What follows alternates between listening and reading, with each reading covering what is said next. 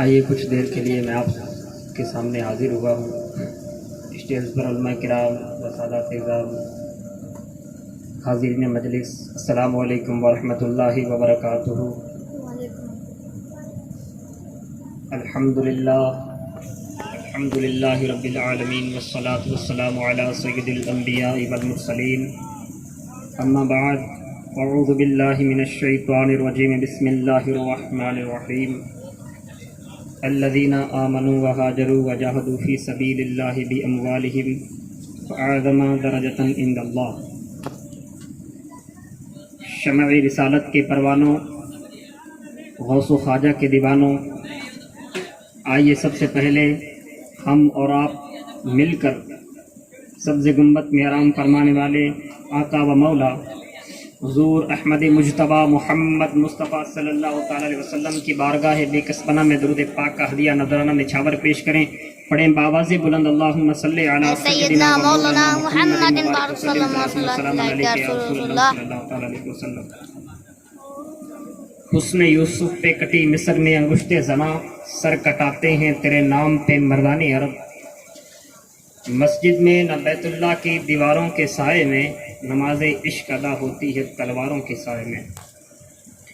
ابھی میں نے جس آیت کریمہ تلاوت کرنے کا شرف حاصل کیا ہے، اللہ تبارک و تعالیٰ ارشاد فرماتا ہے، وہ جو لوگ ایمان لائے اور ہجرت کی اور اپنے مال و جان سے اللہ کی راہ میں لڑے، اللہ کے یہاں ان کا درجہ بڑا ہے اور وہی مراد کو پہنچے۔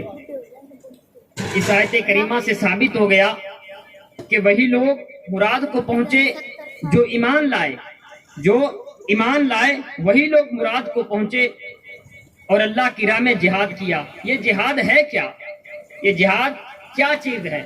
تو پیارے برادران ملت، جہاد اپنے دامن میں بہت سے مفہوم کو چھپا رکھا ہے۔ جہاد کا مفہوم وسیع تر وسیع ہے۔ اپنی جان کو اللہ کی راہ میں قربان کر دینے کا نام جہاد ہے۔ اپنی جان کو اللہ کی راہ میں قربان کر دینے کا نام جہاد ہے۔ آپ تاریخ کا مطالعہ کیجئے تو پتہ چلے گا کہ مجاہدین اسلام بڑی بڑی مصیبتیں اٹھا کر اپنے تک یہ پیغام پہنچایا ہے۔ طارق ابن زیاد ایک بہت بڑا مجاہد اسلام تھا۔ وہ کشتی پر سوار ہو کر دریا پار کرتا ہے اور مخاطب ہو کر خطبہ دیتا ہے کہ یہ نوجوانوں، اے میرے لوگوں، اے میرے ساتھیوں، اگر آپ لوگ ابھی جانا چاہتے ہیں تو جا سکتے ہیں۔ میں جنگ سے پہلے ساری کشتیوں کو جلا دوں گا، میں ساری کشتیوں کو جنگ سے پہلے جلا دوں گا، اس کے بعد کوئی راستہ نہیں بچے گا، تاکہ دوران جنگ کوئی یہ نہ سمجھے کہ بھاگنے کے لیے کشتیاں موجود تھیں۔ تو برادران اسلام سبھی نے کہا کہ آپ کشتیوں کو جلا دیں، ہم مرنے اور مارنے کے لیے تیار ہیں۔ تو کیا ہوتا ہے، وہ تمام مجاہدین اسلام نے ایک بہت بڑی جنگ کی اور آپ فتح یاب ہو گئے۔ تو وہ مجاہد اسلام تھے۔ پیارے، یہ ہم تک، میرے بزرگوں اور دوستوں، یہ جو اسلام ہم تک پہنچا ہے، بڑی بڑی مصیبتیں جھیل کر مجاہدین اسلام نے ہم تک پہنچایا ہے۔ حضرت حنظلہ رضی اللہ تعالی عنہ، ایک مرتبہ حضور صلی اللہ تعالی علیہ وسلم نے تمام کو خطبہ دیا کہ آؤ جنگ کرنی ہے۔ یہ پکار حضرت حنظلہ رضی اللہ تعالی عنہ نے بھی سنی، اور ابھی حضرت حنظلہ رضی اللہ تعالیٰ عنہ کی شادی کی جو ہے کہ نہیں ہوئی تھی، ابھی شادی نہیں ہوئی تھی، آپ کو نہانے کی ضرورت تھی۔ تو کیا ہوتا ہے برادران ملت اسلامیہ، حضرت حنظلہ رضی اللہ تعالیٰ عنہ نے سوچا اگر تاخیر کروں گا تو لیٹ ہو جاؤں گا، اسی لیے حضرت حنظلہ رضی اللہ تعالیٰ عنہ چلے گئے اور آپ جنگ کرتے کرتے شہید ہو جاتے ہیں۔ اس کے بعد حضرت حضور صلی اللہ تعالیٰ علیہ وسلم نے فرمایا کہ جاؤ سارے شہیدوں کی لاشوں کو اکٹھا کیا جائے، تو تمام شہیدوں کی لاشوں کو اکٹھا کیا جاتا ہے، لیکن حضرت حنظلہ رضی اللہ تعالیٰ عنہ کی لاش تھی نا جو، وہ غائب ہو چکی تھی، وہ نہیں تھی۔ تو اس وقت کیا دیکھتے ہیں کہ آسمان سے فرشتے حضرت حنظلہ رضی اللہ تعالیٰ عنہ کی لاش نہلا کر، کفن پہنا کر، غسل دے کر واپس زمین پر لا رہے ہیں۔ یہ اس وقت سے غسیل الملائکہ لقب پڑ گیا، اور آج تک حضرت حنظلہ رضی اللہ تعالیٰ عنہ کو دنیا غسیل الملائکہ سے جانتی ہے، جن کو فرشتوں نے غسل دیا ہو۔ برادران ملت اسلامیہ یہ اسلام بڑی مصیبتیں اٹھا کر ہمارے تک پہنچا ہے. تو کہنے کا مقصد اور مطلب یہ ہے کہ ہم بھی کچھ کر کے جائیں. اللہ نے ہمیں بھی زندگی دی ہے, ہم اس دنیا میں آئے ہیں تو صرف پیسوں کی یہ کاغذ کے ٹکڑے کمانے کے لیے اس دنیا میں نہیں آئے پیارے. ہم یہ کاغذ کے ٹکڑے کمانے کے لیے اللہ نے ہمیں نہیں بھیجا ہے, بلکہ ہمیں بھی کچھ نیک کام کرنے ہوں گے. ایک نیک کام کر کے ہم اگر اس دنیا سے جائیں گے تو دنیا بھی ہمیں اچھائی سے یاد کرے گی, اور کل قیامت کے دن بھی اگر ہمارے اعمال اچھے ہوئے تو ہو سکتا ہے ہمیں جنت بھی مل جائے. تو برادران ملت اسلامیہ ایک لاسٹ واقعہ آپ کے سامنے بیان کر کے گزر جاؤں گا. ایک بادشاہ تھا, ایک بہت بڑا بادشاہ تھا. اس نے تمام رعایا کو اکٹھا کیا. اکٹھا کرنے کے بعد کیا ہوتا ہے, اس میں ایک اللہ کا بندہ بھی بیٹھا ہوتا ہے, اللہ کا نیک بزرگ بھی بیٹھا ہوتا ہے. اب کیا ہوتا ہے, بادشاہ نے کہا سارے وزیروں کو, سارے اپنے سپاہیوں کو اکٹھا کیا. جیسے مجمع لگا کر بیٹھے اسی طرح تمام سپاہی مجمع لگا کر بیٹھ جاتے ہیں. بیٹھنے کے بعد اس بادشاہ نے پوچھا کہ تم میں سے پاگل کون ہے. اس اللہ کے بندے نے ہاتھ اٹھا لیا اور کہنے لگا بادشاہ سلامت, پاگل تو میں ہوں, میں پاگل ہوں بادشاہ. تو تمام سپاہی, تمام وزیر, تمام آدمی ہنسنے لگ جاتے ہیں کہ یار یہ پاگل ہے. تو تمام ہنسنے لگ جاتے ہیں. تو اس بادشاہ نے اپنی انگوٹھی اٹھا کر اس کو دے دی. اب وہ اللہ کے جو بندے ہوتے ہیں وہ کسی وقت کا انتظار کرتے ہیں. اب اس نے وقت کا انتظار کیا. کچھ مہینے گزرے, کچھ سال گزرے, کچھ جیسے 2 سال گزرے. وقت گزرتا چلا گیا. جیسے جیسے وقت گزرتا چلا گیا وہ اللہ کا نیک بندہ انتظار کرتا ہے کہ اب کب وقت آئے میں اس بادشاہ کو جواب دوں. اب ایک وقت آیا کہ بادشاہ سلامت, واقعہ بڑا توجہ سے سننے والا ہے پیارے. اب وہ بادشاہ کا وقت آ گیا, وہ مرنے کے لیے اس کی جان جو ہے کہ اللہ کو پیاری ہونے لگی. اب کیا ہوتا ہے, وہ بادشاہ سلامت جب مرنے لگتا ہے تو اس کو پتا چل جاتا ہے اللہ کے ولی کو, اور اللہ کا ولی کہتا ہے کہ اب میرا وقت آ گیا ہے, مجھے بادشاہ کو جواب دینا ہے. وہ اللہ کا ولی اس جنگل سے چلتا ہے.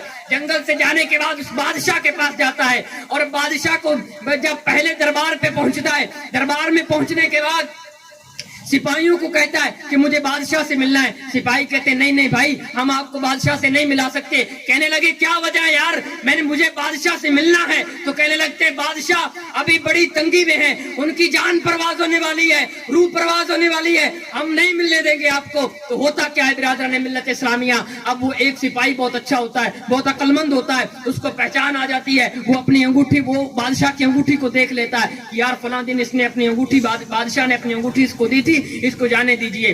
جب وہ بادشاہ کے پاس جاتا ہے, دوسرے درباری کے پاس پہنچتا ہے, دوسرے بھی یہی جواب دیتے ہیں کہ ہاں یار اس کو انگوٹھی بادشاہ نے دی تھی, اس کو ملنے دیجئے. تیسرے کے بعد بھی یہی پہنچتا ہے. اب بادشاہ کے پاس پہنچ جاتا ہے. برادران اسلام جب وہ بادشاہ کے پاس پہنچ جاتا ہے, بادشاہ سے پوچھتا ہے مجھے پہچان لیا؟ کہ بادشاہ نے کہا ہاں تو پاگل تھا, میں نے پہچان لیا. اب اللہ کا ولی اس بات کا انتظار کرتا ہے جس بات کے لیے وہ آیا تھا, اس بات کا انتظار کرتا ہے. تو برادران ملت اسلامیہ ہوتا کیا ہے, اب اس بادشاہ کو کہتا ہے کہ بادشاہ سلامت, میں آپ کو ایک بات عرض کرنا چاہتا ہوں, میں آپ کو ایک بات کہنا چاہتا ہوں, کیا مجھے آپ دیں گے اجازت بات کرنے کی؟ تو وہ کہتے ہیں ہاں ہاں آپ کو اجازت ہے بات کرنے کی. اب وہ پوچھتا ہے, اللہ کا ولی پوچھتا ہے کہ یار بادشاہ جب تو جاتا ہے نا جنگ کرنے کے لیے تو اس وقت کیا کرتا ہے؟ کہتا ہے میں 1 مہینے اپنی پہلے فوج کو روانہ کرتا ہوں, 1 مہینے پہلے اپنی فوج کو روانہ کرتا ہوں کہ جاؤ دیکھ کے آؤ وہاں ہم پر کوئی حملہ تو نہیں کر سکتا,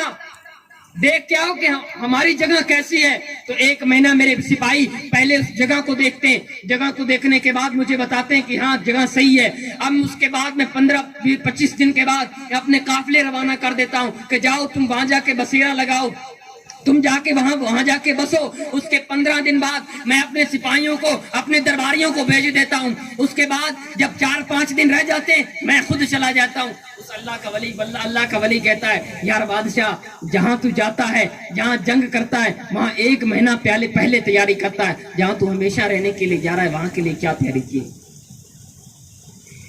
جہاں تو ہمیشہ رہنے کے لیے جا رہا ہے, جہاں سے تو 1 پل بھی واپس نہیں آ سکتا, 1 پل بھی تجھے دنیا کی جھلک نہیں دکھائی جا سکتی, وہاں کے لیے تو نے کیا تیاری کی ہے؟ بادشاہ چپ ہو جاتا. اللہ کا ولی کہتا ہے بتا پاگل میں ہوں یا تو پاگل ہے؟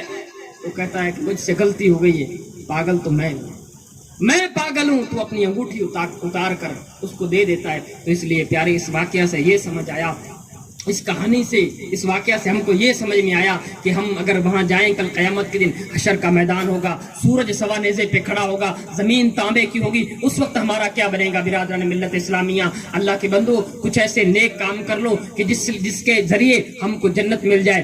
برادران ملت اسلامیہ، نماز بڑا اہم ترین عبادت ہے، تمام عبادتوں سے نماز افضل ہے، تو اس لیے ایسا کچھ نیک کام کر کے جائیں کہ ہم اگر کل قیامت کے دن جائیں تو ہمیں بھی اللہ کو جواب دینا ہے۔ یہ زندگی 50 سال 60 سال 70 سال ملی ہے، تو اس لیے برادران ملت اسلامیہ ہم بھی وہاں جائیں تو اس نیک کام کر کے جائیں۔ بس انہی اشاروں کے ساتھ میں اپنی گفتگو کو ختم کروں گا کہ پشتوں سے میں نصیر ہوں منگتا حسین کا، پشتوں سے میں نصیر ہوں منگتا حسین کا، ورثے میں نہ پایا ہے صدقہ حسین کا، اس کا ثبوت دے دیا اصغر کی جنگ نے، اس کا ثبوت دے دیا اصغر کی جنگ نے کہ شیروں کا شیر بھی ہوتا ہے بچہ حسین کا، کہ شیروں کا شیر بھی ہوتا ہے بچہ حسین کا۔ وما علینا الا البلاغ۔ السلام علیکم۔